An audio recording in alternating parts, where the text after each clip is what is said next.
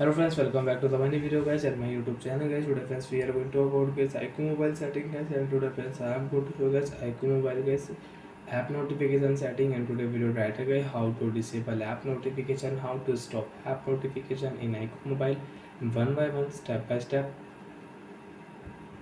we will talk about. So before starting video friends, first of all go and subscribe the channel guys, click the bell icon, like the video.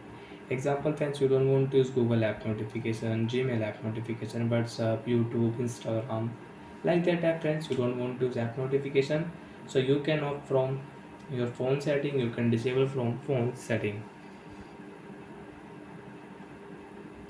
Open your phone notification setting, app setting, and first you can see only 4 and 5 app. Most recent guys friends, click here and friends click here all app setting. After guys all app setting friends, you can check your all app.